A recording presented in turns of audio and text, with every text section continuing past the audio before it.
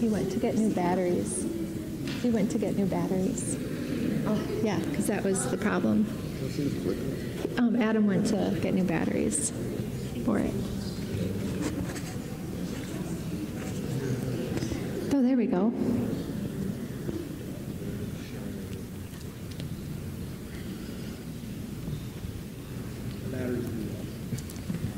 right. There, that should work now. All right, so you're going to introduce it. Yes, All right.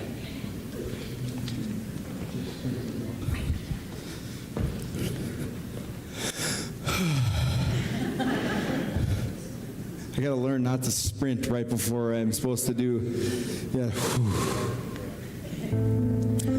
Good evening, everybody. Well, that's nice too, with the piano in the background. Yeah, I feel like I got it. All right. Good evening, everybody. Welcome, and thank you for being here for kind of a three different thing crossover event. We've got a parent-student night for confirmation. We've done these things called Fed before, but also we've kind of parlayed this into a little shift crossover event. And so we're glad that you all are here, whether you are a confirmation student or a parent or a member of this congregation. We're really glad that you're here for this this evening, especially on this really important topic of mental health and the ways that our community and the ways that other services support young people, families, and anyone in between in the area of mental health. We know that this is a really important topic, and we plan for this to not be the only thing that we do.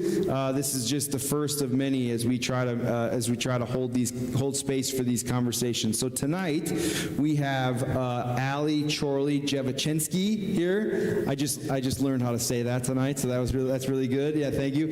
And we also have Sonja Benson, Sonia Lockman, as many of you know her around here, and she's going to be talking about some of those practices tonight. Allie is a wonderful human. I have the privilege of knowing her since college. We went to college together and became friends there, and she's just one of my favorite humans in the whole world, and I'm so glad that she's here tonight. I'm so glad that our paths have crossed again here in the Orono Long Lake area, and she is here to talk a little bit about some of the work that she does, but also talk a little bit about what's happening in this community that we can all be a part of. So I'm going to be done talking. Allie, I'm so glad that you're here. Let's give her a round of applause and welcome her, please. Thank you. Thanks, Adam. We can't be near each other because of the mics.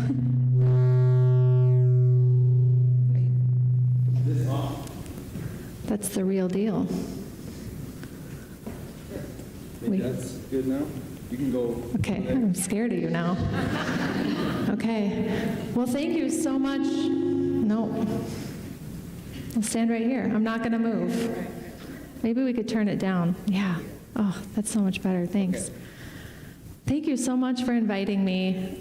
I am a proud Orono graduate. I grew up in Medina, and I actually used to take the bus here to get piano lessons, which did me no good. I have nothing to show for it, but it's kind of a full circle moment for me to come back and speak to this beautiful community.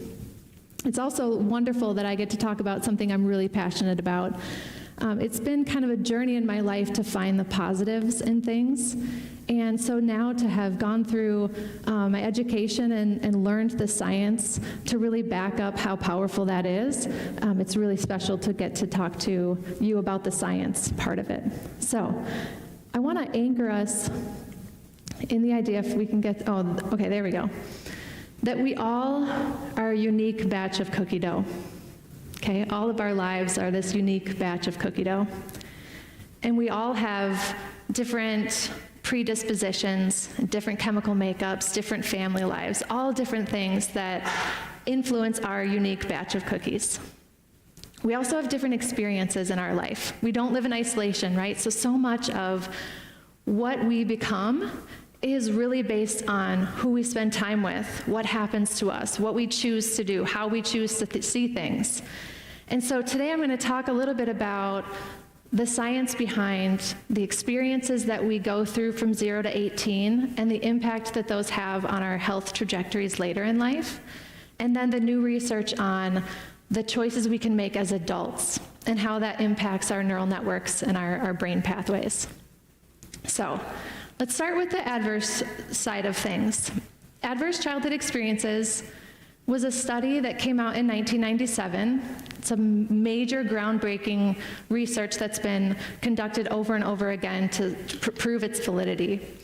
But what it talks about from Kaiser Permanente is a set of different childhood experiences in different buckets that lead to different health outcomes in our health trajectories. So I'm going to talk about what those look like. The original ACEs study came up with 3 different buckets of adverse childhood experiences. Abuse, neglect, those are pretty straightforward. I'm not going to go into too much detail, but all different types of abuse and neglect. And then there are situations in the home life. So these are things like living with someone with a mental illness or a substance use disorder, because we know that someone who has a substance use disorder or a mental illness, they take up a lot of space, and not in a negative way. But as a child living with someone that's experiencing that, it takes a lot of focus and a lot of attention. And so they've identified that as an adverse childhood experience. Also, experiencing interpersonal violence or witnessing that of someone in your home. So it doesn't necessarily have to be done onto you, but it's something that you're experiencing or witnessing in the home. Divorce and separation is also considered an adverse childhood experience. And then living with someone who is incarcerated.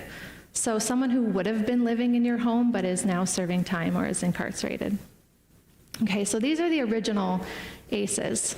And 25 years ago, that was kind of the main content. What we've learned now is there's a new set of ACEs, a new bucket, of expanded ACEs. And these are things that include living in foster care, chronic bullying, which is the big one for kids, experiencing or witnessing community violence, racism, neighborhood safety, or really the lack of neighborhood safety, and then a major loss. And the thing to think about with a major loss is not one that's typical for kind of our overall lifespan. So losing a grandparent and a pet, those are really important but typical losses, right? This major loss is really thinking about a young parent or a sibling or a friend. Okay, and so what we know about these adverse childhood experiences is the more we have them, the more likelihood we are to develop a whole different set of physical outcomes. Okay, and these are things like cancer, diabetes, obesity, depression, anxiety, other mental health disorders, coronary heart disease, all sorts of different physical implications, right? There are also health risk behaviors associated with a high ACE score. And you would get your ACE score by saying, how many things did you say yes to of your experience between the ages of 0 and 18? Okay, that's kind of how researchers classified how many ACEs you might feel connected to. And we know there's a dose-responsive relationship with these. So the higher your ACE score, the more likely you are to experience negative health outcomes. This is really important, groundbreaking information, because it's not just our predisposition of what was handed down to us in our genetics, right? We now understand that our life experience and the things that we experience on a day-to-day basis, especially in our childhood, have a really big impact on our later years and our health and well-being outcomes.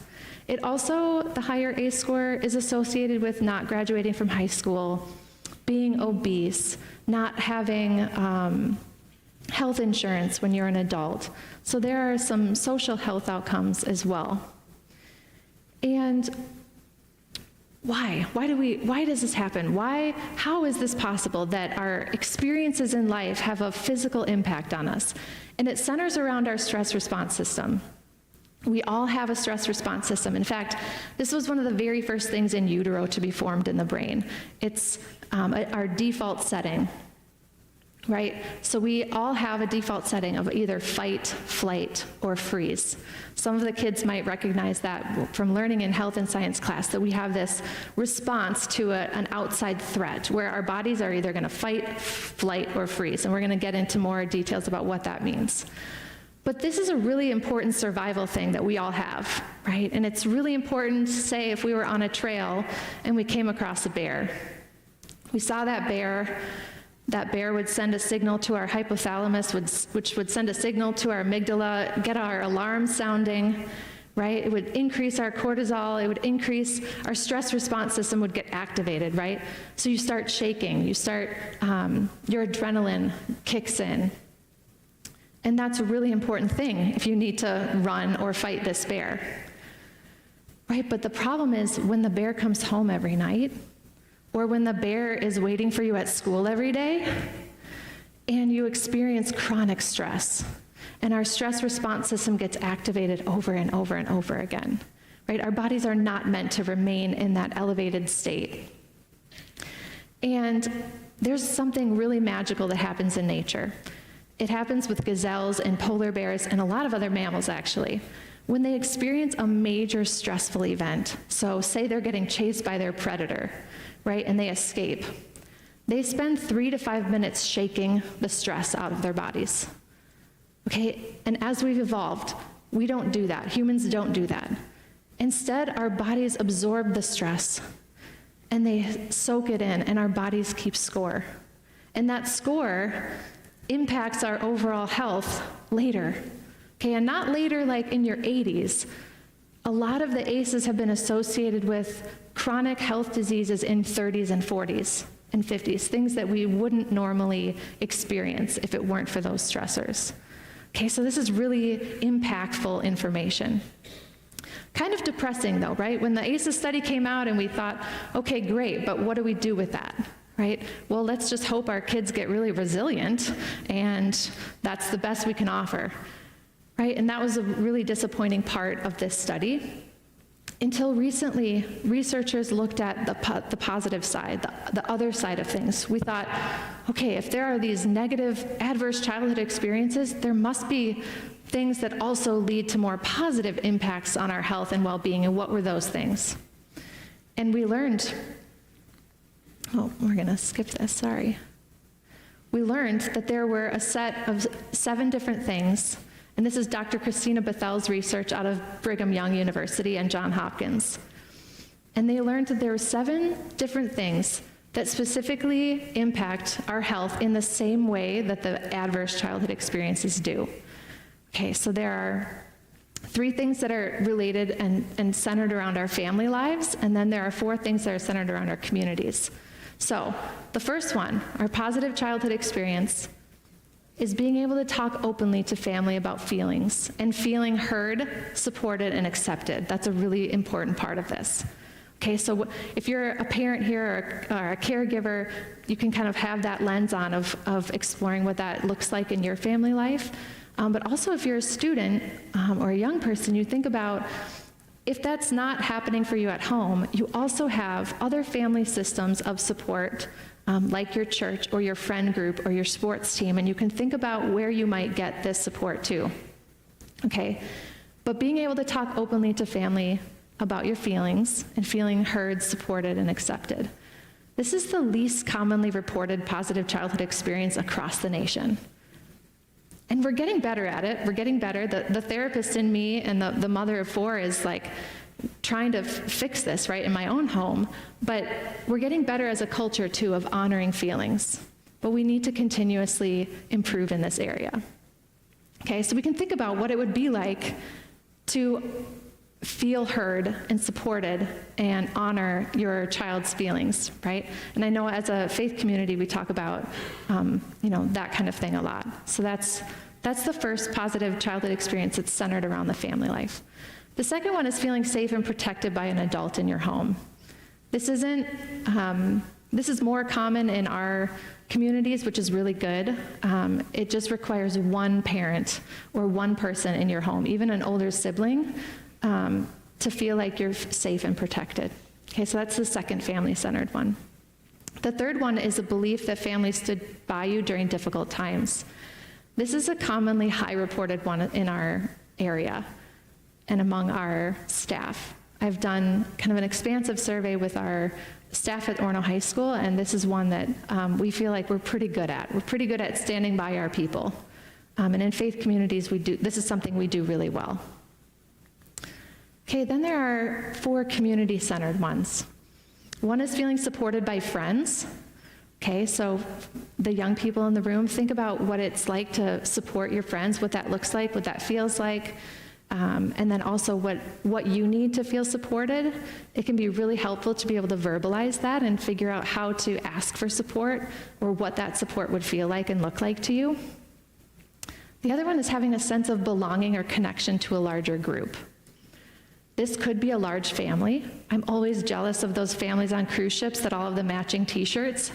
I don't have that family, but that's great. But feeling connected or belonging to a different group, it could be a church community. It could be an athletic team or a particular class. Okay, that sense of belonging and connection is going to be a thread throughout this whole conversation. Okay, so think about that and keep that in mind. The next one is having a relationship with at least 2 non-parent adults that took a genuine interest in you.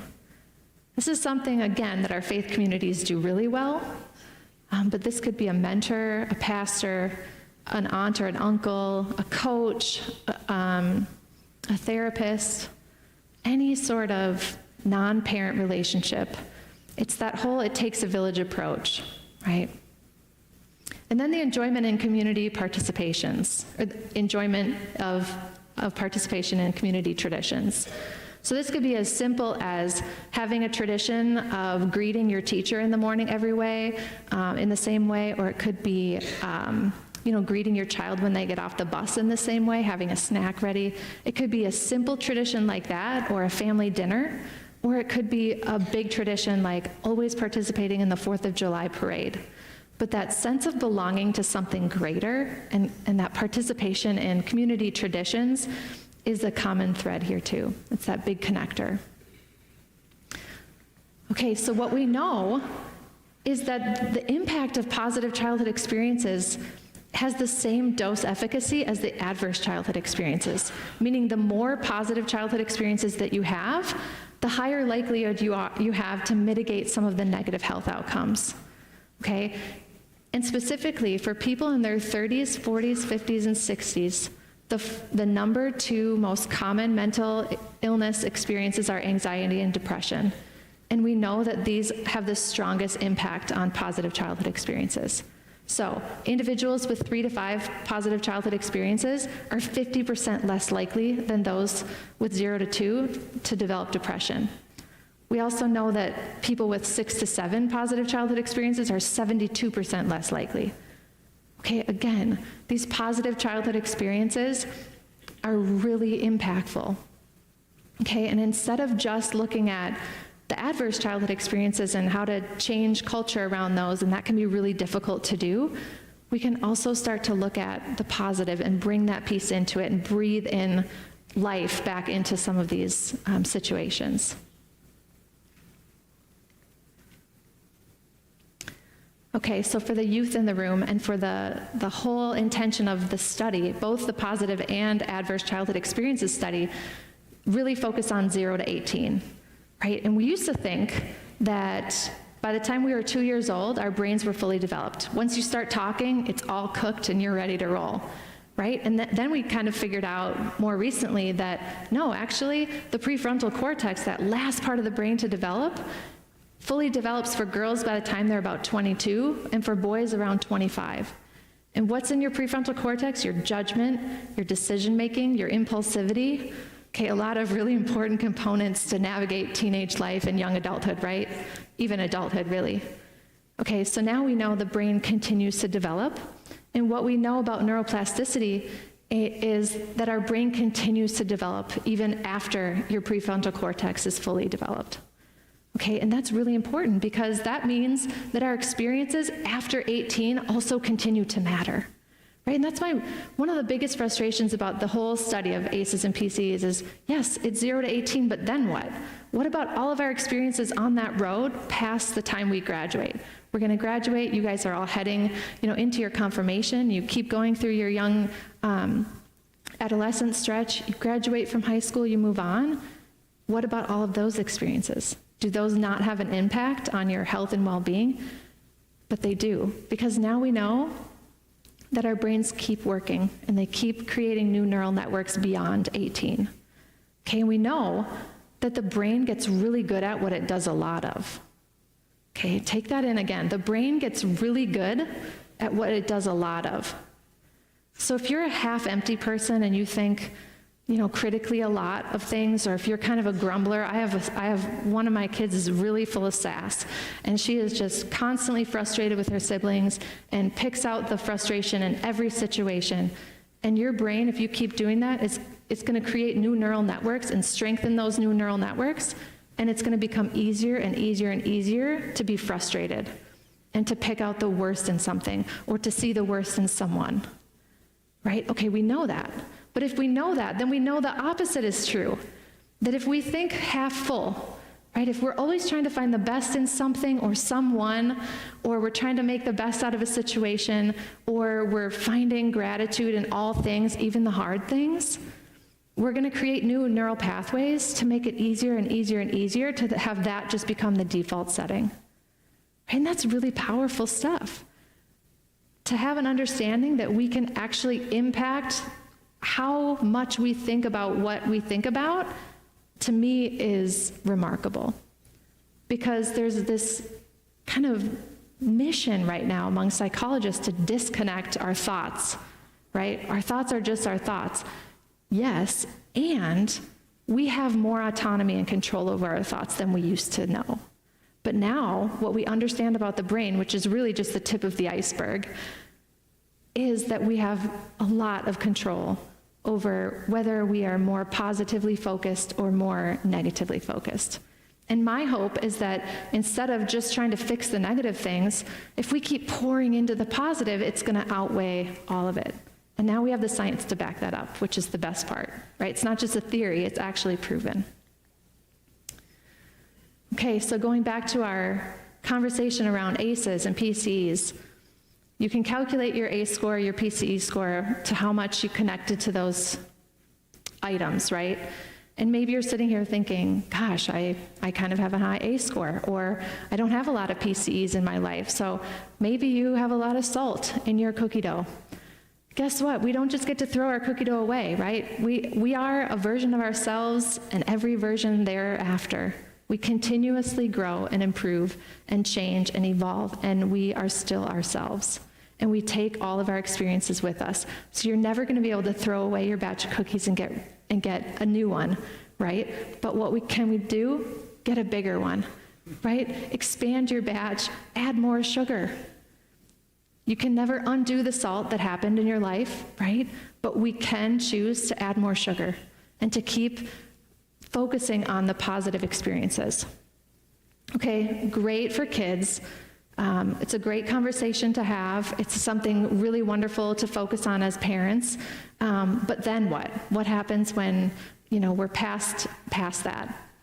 We now understand that there are 15 positive adult experiences that also have an impact on our health and well-being, that can kind of mitigate some of the, salt or sugar that you were experiencing in your dough from 0 to 18, okay? And this research came out of the positive childhood experiences, so you're going to notice a couple of the things that are the common threads, and spoiler alert, one of the things is connection. Connection to ourselves and to each other. And for those of you who heard Pastor Adam, before this, that is what we're talking about, being known, right? Being known to ourselves, knowing ourselves and knowing others. This is the common thread that's going to keep us, on a positive path. Okay, so let's talk about what these positive adult experiences. Kiddos, just hang in there. We went through kind of your experiences, and now I really want the adults to understand that there are 15 things that have a direct impact on your health. Okay, the bolded ones all have to do with connection or belonging. But here we go, feeling safe in your home and feeling safe in your neighborhood. Those are two. Kids don't really have a choice in that, right? They don't get to choose who they live with. They don't really get to choose the safety of their experience either.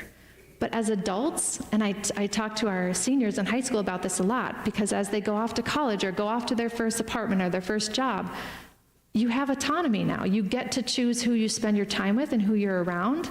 And so to have this awareness is really important, because the safety of your home and your neighborhood and your experience there directly impacts your physical health.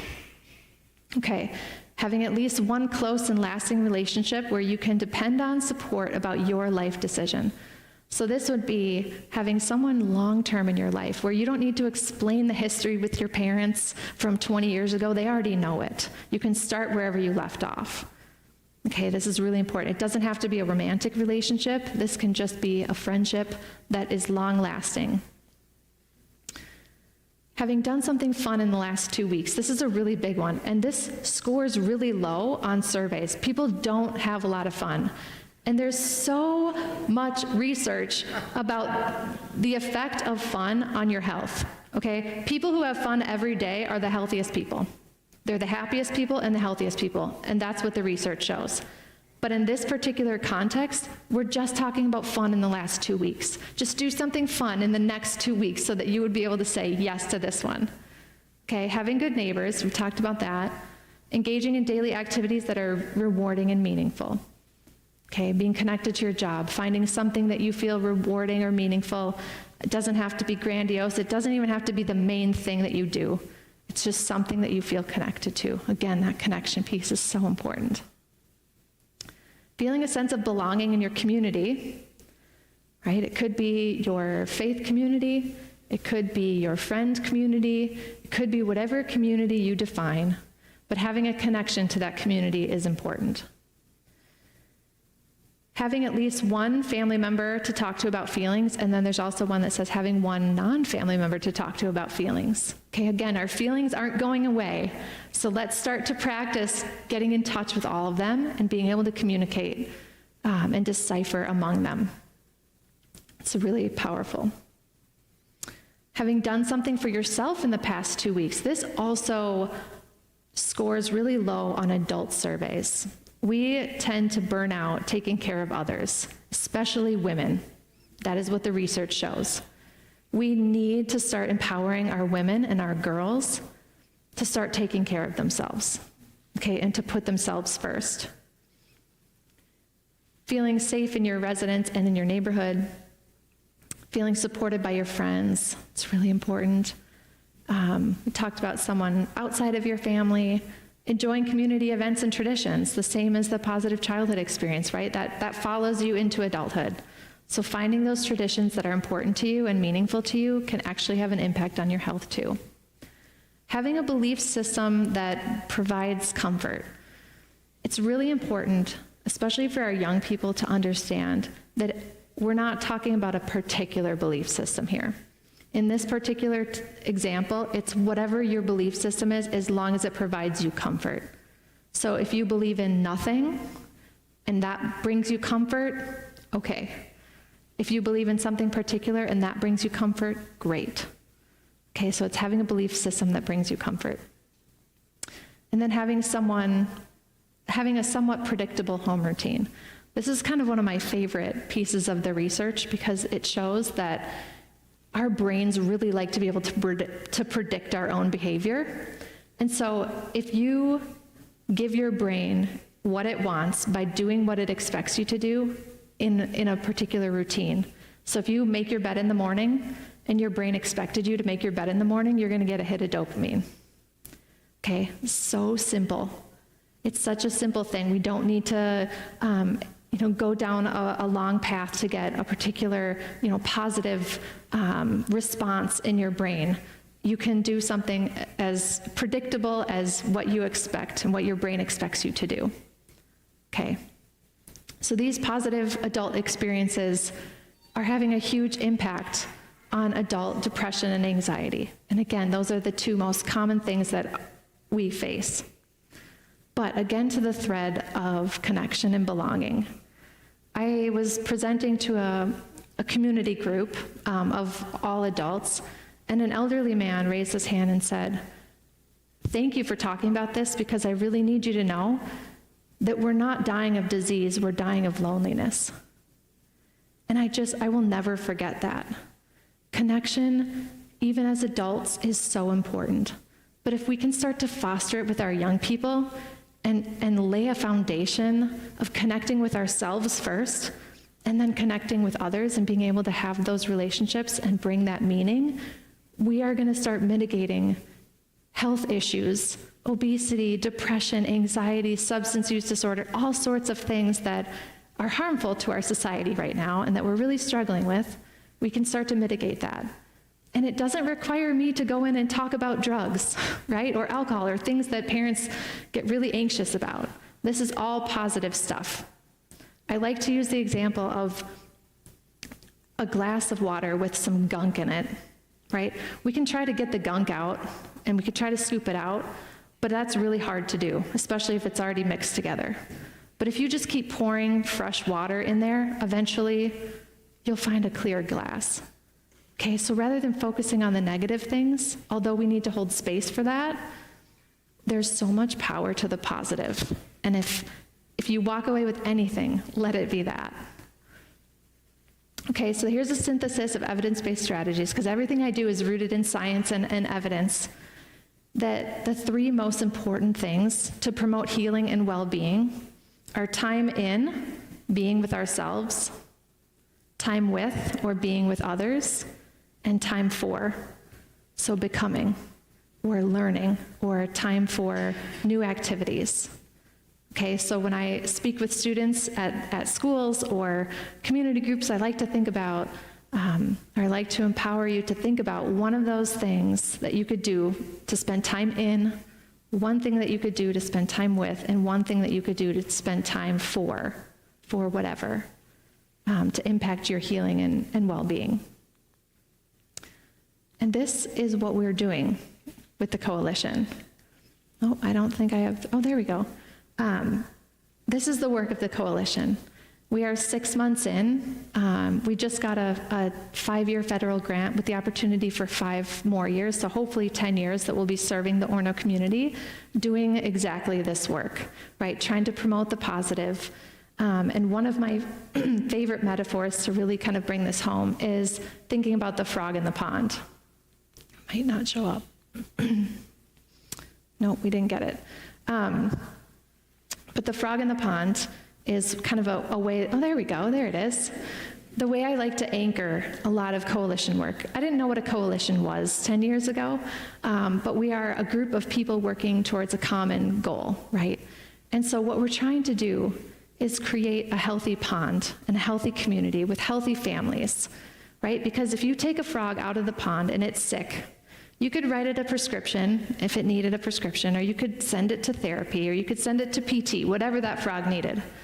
But if you put it back in an unsafe pond or a toxic pond, it'll never heal, right? So the work of the coalition is trying to strengthen the pond, right? We're looking at what are all the factors that are influencing health outcomes in our community that could be better, or the toxic things that we need to remove from the pond, right? The stigma of mental health, substance use rates, things like that, right? So what we're trying to do is create population level change through the science of the positive. We do that with an evidence-based process, so it's not just the prevention of what a lot of people in the room, what a lot of the adults in the room might remember of the Nancy Reagan era, just say no to drugs, mock crashes, kind of scare tactics. We don't do any of that anymore. Everything we do is evidence-based.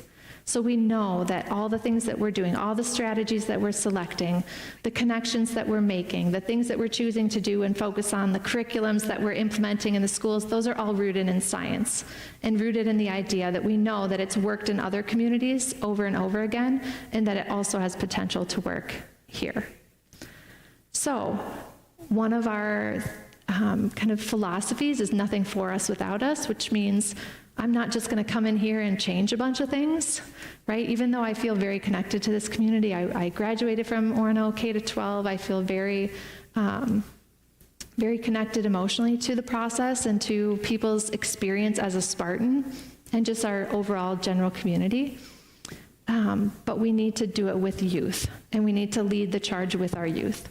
And so we have a really great connection of Orono students and other youth that are kind of leading the way for us. And so I invite any of the youth who want to participate and gain some leadership skills and kind of focus on that promotion of health and well-being and the positive ways we do that, to become involved. And there are lots of different ways that I can work with Adam to kind of disseminate.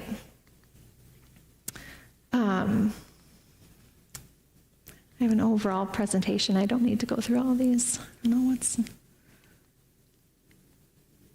what's next. But what we understand about the brain and how it's evolving over time, and what we understand today, is that we can pass down our experiences. It's called epigenetics. I'm not going to get into the nitty-gritty details, but it means that our experiences we hold on to in our bodies, and we can actually pass down to our kids. Okay, so those adverse childhood experiences then come into play here. If we are having really difficult experiences in our childhood or in our adolescence, and we eventually become adults and then pass those experiences down because our bodies keep score of that, that can be a really negative outcome for our next generation. But I like to think that if we can pass down the trauma, then we can also pass down resilience and healing and hope. And it starts with all of our families, and it starts with you. So thank you so much for having me.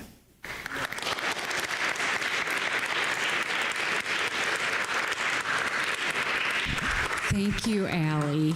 So we are here tonight. I mean, we're focused on you and your child, and giving you that was a lot of information, and really it's about your mental health, about your mental well-being. And I know, as I was a parent with kids your age, I was so focused on getting all the tasks done, the school work, the going to athletics, going to church, all these things that you have to do. I don't think with my kids I focused enough on how they are and how you're feeling. And I think that what Allie is saying is that is so important at your age right now. And I don't know, how many of you kids know about your feelings, or can say, I'm feeling like this? Do you know the different feelings? Kind of, yep. Are you able to talk about them with somebody? So I think that's what's really important, is to get them out. And what I'm hearing Allie say is to share those feelings with someone. My mom used to say, Sherilyn, you have to happy up. Well, that was the message that I got, and it was like, there were times when I wasn't happy, right? There were times when I had different feelings. And so you're saying that's okay, and feelings kind of come and go, and you work through them, but being able to talk about them with someone you trust, like your parent. I know that you've had mentors here, or confirmation leaders, or Pastor Adam. There's a lot of people who really, really care about you. And they're saying this matters on the rest of your life. So, Allie, what do you see, like with this age of kid, that would really make a difference for them in how they approach, their mental health and their emotional well-being? The first thing that comes to mind is to stop labeling feelings good or bad. All of our feelings are important, even the hard ones. So anger, jealousy, all of those things are really important. And I think if we just label them in a negative sense, and we just we try to push them aside, or as a parent, we don't accept it. I have a really hard time with this at home, I have to be honest. I have a very sassy 8-year-old twin, and I struggle with it, but it's so important to hold space. So it's important for our kids to allow yourself to feel all of the things, and it's really important for our adults to hold the space to allow our kids to experience every feeling, not just the good ones, not just to say, I really only like you or accept you when you're happy or fully connected, right? But just to get comfortable with the uncomfortable ones. That would be probably the biggest thing we can do for each other. Yeah, so I think, yeah, like in Orono, I think sometimes it's hard, like even as an adult, there are people who have a lot of stuff, and there are people who get to do a lot of things, and you might look at them during school, or their clothes, or what they get to do, or how a teacher treats them, or how your friend treats somebody else, and you might feel jealous. And that's okay. But to get that out and to share it with somebody, like especially an adult, you know, I mean, it's good to talk about and just say, that's a normal feeling. And it comes and goes, and sometimes you're reminded of it maybe too often. Mm-hmm. But, you know, life will have things like that. And sometimes, depending on where you live or what you do, those may come up more often. Mm-hmm. And to try not to react in a grandiose way to one particular feeling or another, that can be really powerful too. We were out looking at Christmas lights one year, and my 3-year-old said, "Look at those Christmas lights. We don't have Christmas lights. I'm really jealous about that." And I thought, yeah, great. I totally understand that. And just not taking it personally and being like, oh, I think a part of me could have gone down a path of, oh gosh, I should probably really up my Christmas light game. You know, my kids are noticing. But instead, it's just honoring their thought and feeling and trying to separate yourself from it so that you don't take it personally or try to absorb it, but just holding the space for it. That is such a gift. Yeah, that is, I think that's huge. Especially at your age, you know, you're thinking all these things as you're in class and in life, and you're just all these things, you know, so-and-so doesn't like me, or I don't feel like they're very nice to me. And like, don't just let it sit in you, because those things, you know, they cause a lot of stress. Mm-hmm. and they stay with you, and they cause things in your body. So to be able to, you know that is normal. Oh my gosh, that is normal. You experience that even as an adult. You feel like, well, so-and-so likes somebody else better than me, and why is that? And I'm a nice person. Mm-hmm. You know, all those kinds of things. Yeah. Yeah, that seems really key. Yeah, we used to have a feeling chart in our kitchen, and everybody's had one with their name on it, and as they experienced a new feeling, they would check it off and say, hey, they actually got to color it in on the feeling wheel. Like, I experienced that new feeling. I didn't know what that was. That's disgusting. Like, yeah, I don't like beans either. Like, that's great. So helping our kids just name them and figure out and sort them out and figure out what is what. And also know that adults have all of those feelings too, and to stop pretending that we aren't jealous about things, or we aren't upset about things, or we don't get sad for, you know, no reason sometimes. Like, all of that, normalizing all of that is really key. Yeah, like you said, Allie, we are kind of the way we are, and that's what we get to have. Each of you is such a gift. And just how you are, whatever you feel, however you feel isn't who you are. Right. It's just a feeling. Right. Yeah, absolutely. Yeah. Does anyone have any comment or question? So you're having a bad day, someone's using your bicycle, and you lost the school book, and you've got to be in the class instead of a day. Okay. So on my feeling chart, I'm not so good. Yeah. versus sort of saying, hey, let's go get an ice cream cone, because you're a great person, and this is just temporary. I mean, how long do you allow yourself and your child to dwell on that before you really realize what a great gift you have, Yeah. how good you are? Yeah. How long do you let someone dwell on that? And sometimes you dwell on it longer than you want. I mean, is that maybe try to help that? Because you're supposed to say, well, these things are going to happen to you. Yeah. I think it's less about the amount of time and more about how much you affirm and you anchor someone's feeling and saying, you validate. So I think it's a lot easier to move on when you feel seen, heard, and validated, right? That goes back to that second part of our family-centered PCE. So yeah, you could dwell, but if you aren't feeling validated in that feeling, you'll dwell in it way longer than if someone says, yeah, that's jealousy, that stinks, that's a really tough one. Like, oh, okay. Or that, yeah, that's a really rough day. That's okay. And we ebb and flow from feelings, right? So even if you are kind of done with one, it can come and go. And so to tell our kids that that's okay that it comes and goes is really important too. All right, we have next up Sonja Benson, who's a licensed psychologist and a member of this church, is going to help us with some tips for stress reduction. And stress is something we all feel, and we're excited to have Sonja here to help us through this.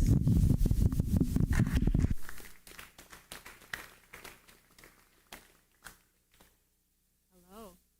Am I on? Testing again.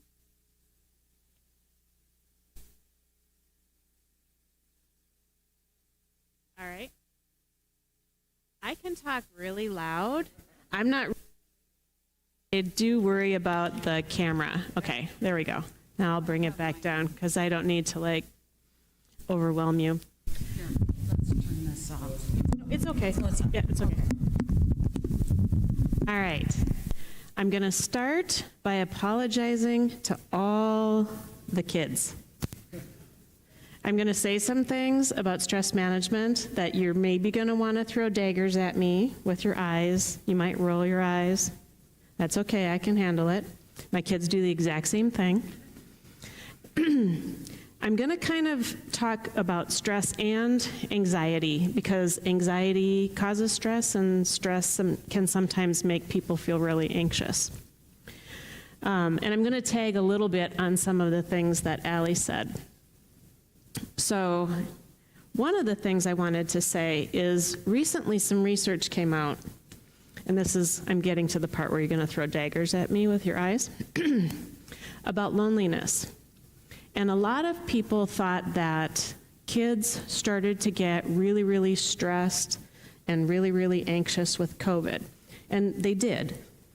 But in reality, we have seen the increase since about 2010. So way before COVID. Year over year over year, we're getting more stress, more anxiety, more depression in kids and teens.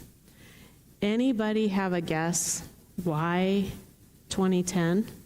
What happened around 2010? That is correct. Yeah. So we got smartphones and social media.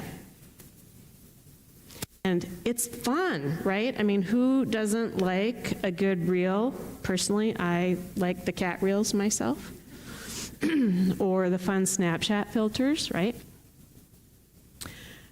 As we have done more with social media, the connections that Allie was talking about have become virtual as opposed to in person. And we think we are having connection with people, but we are not. It's not real connection. And so loneliness has gotten a lot bigger as we have relied more and more and more on social media. So one of the things that I would ask you to consider I'm not going to ask you to put your phones totally away. And in fact, I'm even going to suggest that a little bit later when I do a guided meditation, that you maybe think about taking them out and recording it so that you can have it with you and you can play it again and again and again, right? We just have to recognize that sometimes they're very helpful and sometimes not so much. So we want more in-person stuff, right? That's going to help with that connection, that sense of belonging, decreasing loneliness, and stress management.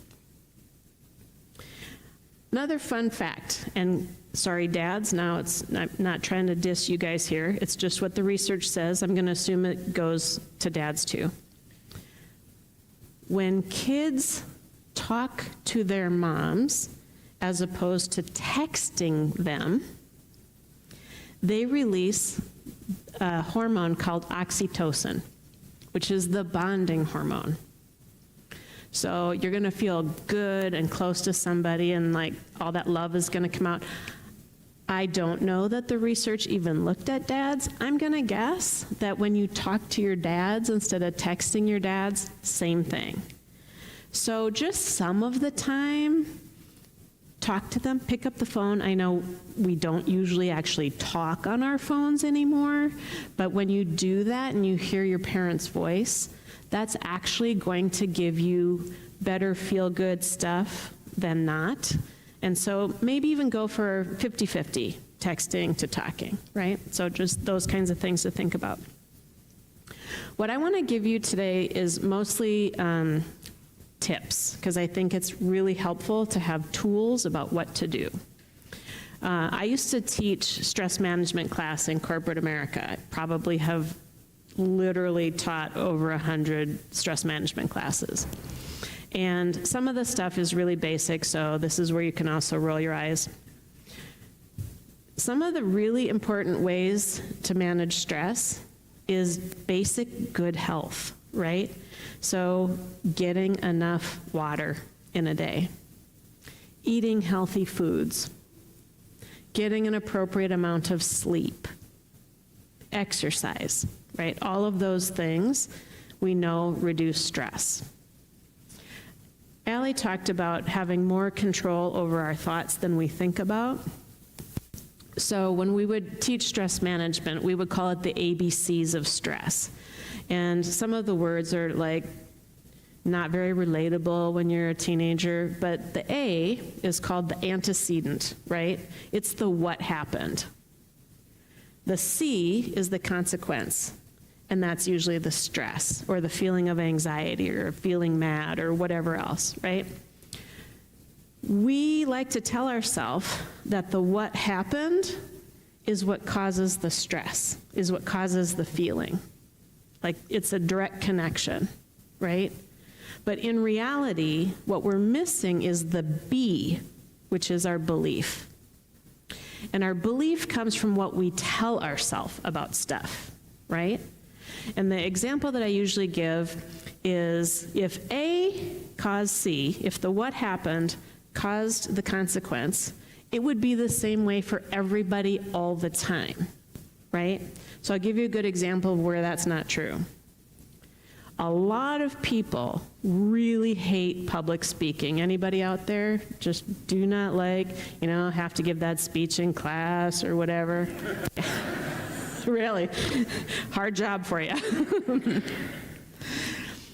Now, so this is like one of the common fears is really I don't want to talk in public.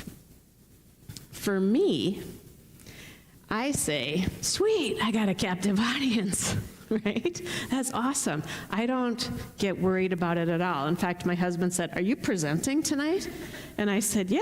And he goes, you're awfully calm for going to go present. And I'm like, oh no, this is great. I don't get nervous about these things. So if public speaking is the what happened, and the what happened always causes the consequence, then I would also feel anxious every time I had to speak in front of people. I wouldn't be thinking it was such an awesome thing, right?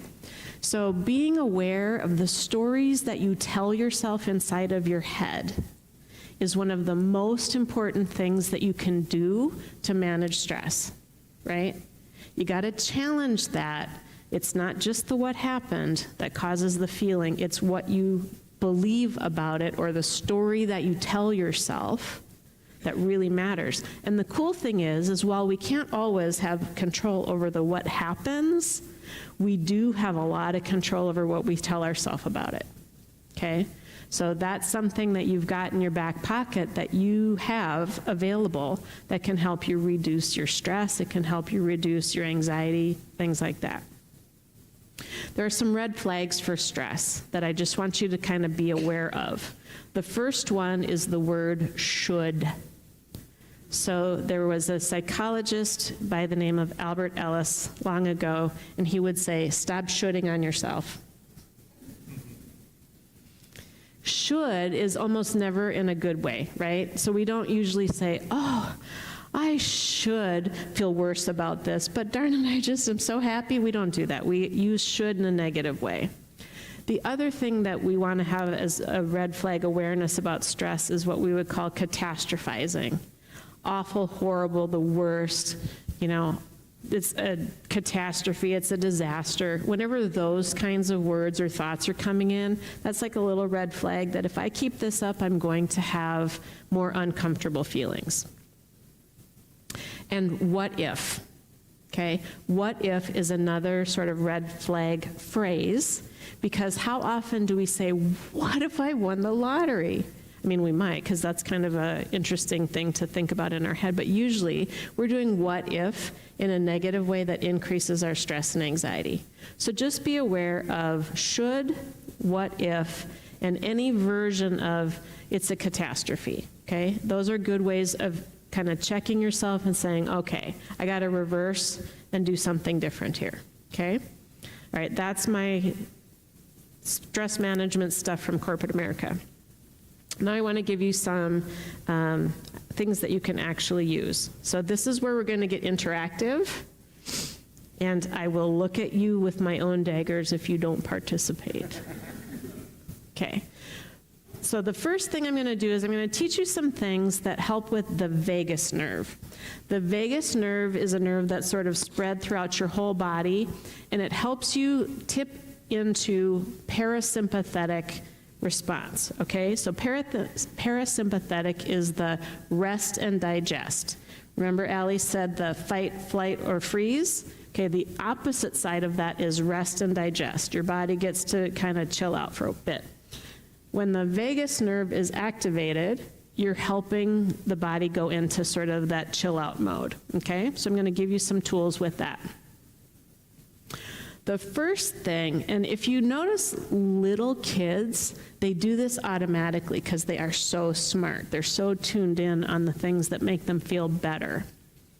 When you have vibration in your vocal cords, that is actually helping to activate your vagus nerve. So singing and humming are super easy ways that you can get yourself in more relaxation. So little kids, they are just like going through life humming and singing all the time, right? It's probably why they are happier, right? They are laughing more. These are also things we want to do. By the way, when I teach stress management, I would say you can't have really tight muscles when you're laughing. And so happiness will also help you sort of get rid of the stress and the tension that you're holding in your body. So one of the things that people will do is in yoga, I believe they call it Brahmari breath, okay? Or it's bee buzzing breath. And so what you do is a very low tone that you hold for a really long time, and you do about 10 of them in a day. So it goes kind of like this.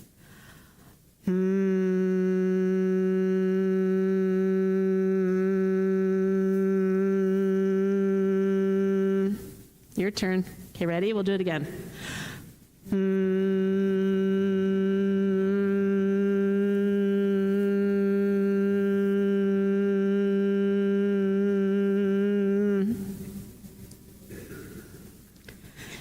That's going to put your vagus nerve all vibrating and make it happier, and it's going to help you feel calmer. It's going to put you more in relaxation, okay? Pretty easy, right? You can do that anywhere. Okay, next thing, I want you to give me circles like this, okay? We're gonna take this, we're gonna put it in your ear, right at the top, or excuse me, it's the little dip at the top of your earlobe. I gotta move this, or I'll do it with one. So when you put pressure on the inside of your ear right there, the cartilage at each side around on the top of your earlobe, and so you can go in circles, okay? Go forward. Okay, now go backward. Okay, as you do that, and you can also just sort of squeeze a little bit on that cartilage. That is also going to activate your vagus nerve. Cool, huh? So these are little things that you can do. Oops, excuse me. Whoa, that was really loud. Our breath is really important to whether or not we're in relaxation or whether or not we're actually increasing our stress.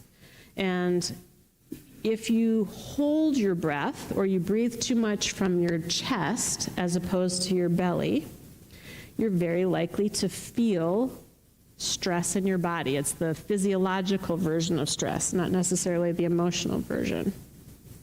So there's lots of different ways that you can practice your breathing. I like an app called the Breathing Zone. This is one, though, that you have to actually pay for. I think it's $5 one-time payment. And it shows you how to breathe with it. It also has a voice that will go with it, but I'm not gonna do that. Can everybody see what this looks like? So you're breathing in and out as the little flowery thing goes, right? There's also something called a Hobart sphere. And I don't actually know how easy it is to find them anymore, but you've probably seen them at the Children's Museum. They're these plastic, they almost look like Tinker Toy balls, and you go in, it goes in and out, and you can make it like this. Okay, so that's also a really good thing, and that's basically what that app is doing without having the actual toy. So you can think about, okay, breathe in and out. So there's two different ways that you can do breathing that can put you more in relaxation mode. One is called box breathing. Who's heard of box breathing? Somebody yell real loud and tell me what box breathing is. How about you? Yeah. So you breathe, is it like you breathe in for like 4 seconds or something? Mm-hmm. And you hold it for 4 seconds. Mm-hmm. And then you exhale for 4 seconds to let it eat your skin. And then you like hold it. That's right. So box breathing, you're breathing like this, basically. So we're gonna do it just for 4. So breathe in for the count of 4. Hold it for 4. Out for 4. Hold for 4. Breathe in for 4. And hold it. And breathe out. And hold it, okay? So you want to also be breathing from your belly. I would tell people, pretend that your pants are too big. And if you do not make your belly go out, your pants are going to fall down, okay? So you want to make sure you're breathing from down here as opposed to up here. If you breathe from your chest too much, you can actually create symptoms of panic. How weird is that, right? And it's because you're not getting enough oxygen mix in your body. So your breath is super important. And then there's another breath that's called a triangle breath that will also activate that vagus nerve we were talking about. So with this one, you're going to breathe in for 4, then we're going to tuck your chin to your chest and hold your nose so that the air doesn't escape, right? We want you to hold it. But it is important that you have your chin to your chest because when your body is in that position, that's what's activating your vagus nerve, and then you're going to lift up and breathe out for 4 again. Does that make sense? So we're going to breathe in for 4, chin tuck and hold for 4, chin up again, and then breathe out for 4. Got it? Okay, so ready? Breathe in. Tuck. Breathe out. Okay, so that's a triangle breath, okay? Again, if we get that vagus nerve moving, then we're gonna have you go into more of that rest response. Another really cool thing is when your head is lower than your waist, your body is also going to go into a parasympathetic response. So there is a yoga pose called a ragdoll. Has anybody ever heard of that before? So I want you to stand up, give yourself some space, and this is what it looks like. And we're just gonna do this for 10 seconds, and you just go.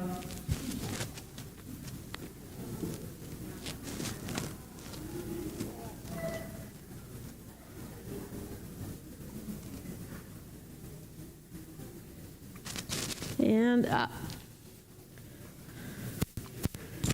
That might be one of the easiest yoga poses out there, right?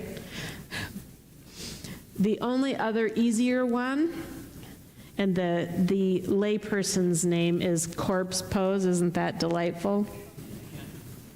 I'm not going to make you do it here because you basically lie on the floor and you just feel like this, right? That is also a very, very easy yoga pose. And it helps you go into that parasympathetic response of relaxation, okay? So the really weird thing is depending on how your spine is moved when you're on the floor, you either can get energized or you can go into relaxation. So if you were to lie on the floor and bring your knees up to your chest, when you're like that, and if you go from head to toe rocking, right, that's going to give you energy. So when your spine is being activated, more head to toe version, that's going to give you energy. When you're on your back in that same position and you're rolling from side to side, that motion of your spine is going to make you relax. And then the series of yoga poses that I think are really very helpful, and I recommend in my parenting coaching that parents of little kids do them as a nightly routine because it really gets them calmed down and it will get you more ready for sleep. So you would start with sort of the ragdoll, and then you would do child's pose. Do you know child's pose? Okay, so with child's pose, the thing that you do different, instead of having your arms back like this while your face is on the floor, you can put your head on your hands like this. And the reason we want to do that is the pressure in the middle of your forehead is going to make you more relaxed. Okay? And then, so you would do ragdoll, then you would do child's pose, then you do the baby one where you've got your knees to your chest, and you're gonna rock back and forth side to side. And then the final one, and I tell parents that it's kind of fun to do this with little kids if you're wanting to do reading at night, but for you teens, I bet you have studying to do from time to time. No, never, no, that doesn't add any stress or anxiety at all, right? So if you scoot up to a wall with your back on the floor and your legs up the wall, so your butt's right up there against the wall. Having your legs up like that so you form like an L, that also is going to make you more relaxed. And there's a whole handout in the back, it's purple, and it has all kinds of different yoga poses and different things that you can do that are for stress reduction and anxiety reduction. But these are super easy ones that aren't really hard to remember, and it's amazing how you can sort of just push your body into more of a rest and relaxation kind of a position, okay? The one other thing I want to tell you is that our sense of smell is the most associated with emotion. And so if you use essential oils, and you can put them on your pulse points, or you can just have them in a bottle and kind of smell them, you can do a lot of different things with your energy, your stress, and your relaxation with essential oils. By the way, if you have peppermint before a test, you're going to have much more attention and ability to perform cognitively, because it's going to wake you up. If you can't have essential oils at school, I recommend Altoids because it has actual peppermint oil. And so the peppermint itself is going to give you some increased ability to think and be alert. So there's a number of essential oils that will help with stress and relaxation, or at least reduction in anxiety. Some of them are going to give you more of a lifted up mood as a way of dealing with stress or anxiety. Some of them are going to sort of calm you down, okay? Lavender is the most well-known one, right? And we've got these kits. Yep. These are little stress management kits that we've got that the kids made, and they're so wonderful, and it's got a little lavender sachet, so that's another way you can do lavender. Other things that would be helpful, vanilla is going to be a stress reduction. Who doesn't like the smell of vanilla, right? You think about cookies baking. This is pretty cool, I think. So who knows what Solomon's temple was made out of, besides Pastor Adam? Cedar wood. And cedar wood is a scent that is a stress reducer or anxiety reducing essential oil that you can use. Clary sage is another one. The citrus ones are going to be stress reducing, but they're going to give you more energy or attention. So if you need to reduce your stress and anxiety, but you need to be more awake, it would be lemongrass, lime, orange. Those kinds of things will reduce your stress but make you more awake. Things like sandalwood and cedar wood and vanilla and ylang-ylang, all of those are going to be really good stress reducers but make you more relaxed, okay?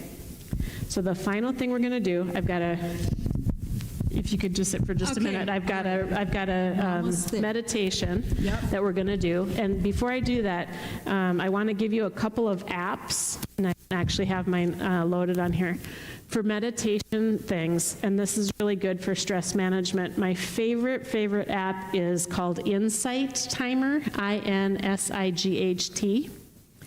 They have thousands, literally thousands of free meditations. All age groups, the whole spectrum from like 3 minutes, 5 minutes to 2 hours, right? So you've got this entire spectrum of meditations, and they also have sort of classes and things that you can do as well for free. But that's a really, really great app because it's free to get, and they've got thousands of meditations for free. And then the other one that I like for people, it's more, you have to create the contents. It's called the Virtual Hope Box. And it's an app that you then put different things in when you're feeling stressed or anxious that you can refer back to. So you would put songs in there, maybe, that make you feel good. You might have quotes in there. You might have people that just you think about that make you feel better. So you're basically filling your virtual hope box on your own, but it's a free app that you can have on your phone, and then you have it all at your ready if you're having kind of a mood or a time that makes you feel not so hot. Okay, so those are the apps that I like. See, it's not that I want you to totally put away your phones, it's just sometimes. Okay, so I'm going to do a meditation for you guys right now. And I'm going to warn you in advance, at the very end, I'm going to give you 5 minutes of silence. Just sit there and enjoy it for a minute, okay? I will bring you back and then we'll end, but When I stop talking, I'm not done. Just stay with your eyes closed, be in the moment. It's okay to not do anything for a few minutes. And if you want to record this so that you can refer back to it, that's perfectly fine. All right. Got some music for me, Charles? Awesome. All right. I want you to close your eyes. Take some deep breaths and place your hands comfortably on your body and let yourself just relax. Imagine a beautiful day. It's warm and sunny. The light is shining all around you. The beauty of the earth fills you with every breath. You cross over a beautiful bridge of light filled with the energy of angels. The river of life flows under the bridge. Sparkling light, full of color, shines on the water. You arrive on the other side and decide to walk along the path, following the riverbank. Peace fills the air around you. As you follow the path along the river, you come to another path with a white picket fence and a gate leading to a beautiful garden. You are greeted by the divine, triune God in this space. You walk through the gate and breathe the sweet fragrance of flowers. Peace and love and light surround you. You are guided to lie down in a soft bed of rose petals. The angels, the Holy Spirit, the energy of the earth, they surround you. A brilliant light from the highest heavens shines directly on you. The light washes over you, and you simply receive the grace of forgiveness. The light and grace of forgiveness washes over you. The light of God envelops your body and releases the connections to any injury, any worry, any wounding, any stress or unease of your body, mind, emotions, or spirit. The worries, the burdens, and the power of past injury or stress that's been over you are lifted from you and carried into God's light, where they are healed. The light of heaven is shining on you. And as you breathe in the light within you is revealed. Your wholeness, your beauty, your grace, your love, your connection to all beings on earth fills your heart and shines through you. You rise from the bed of roses, walk to the circle of life's energy, and you realize, your light is beautiful.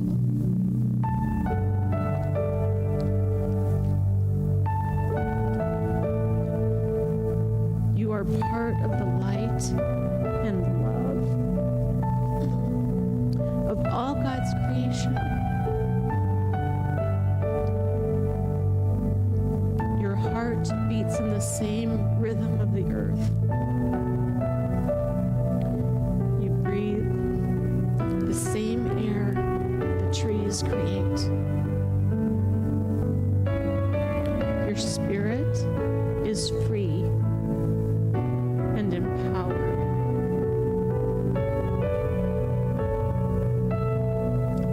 The light of God's grace shines on you. Receive the light.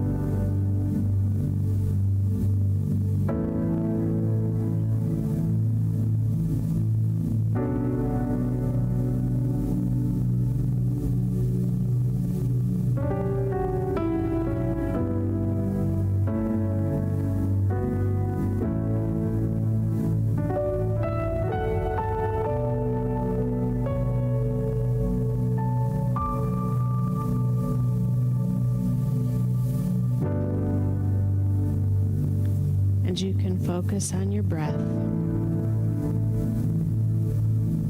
and your eyes.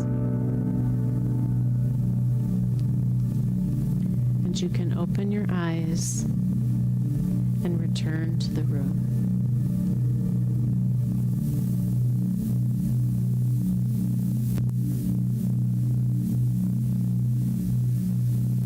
So I apologize for getting a little choked up.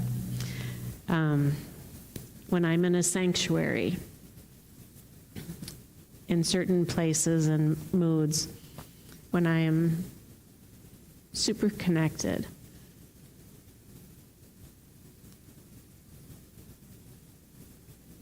I get a little bit tearful and emotional.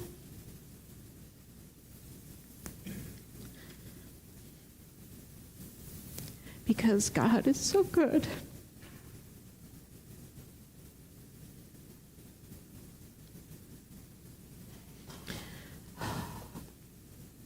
And what I want you to remember,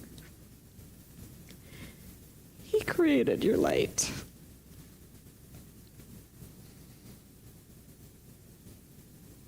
You just have to be in it. Your light is beautiful.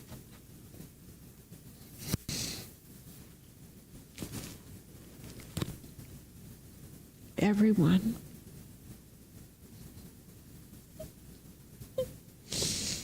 Okay.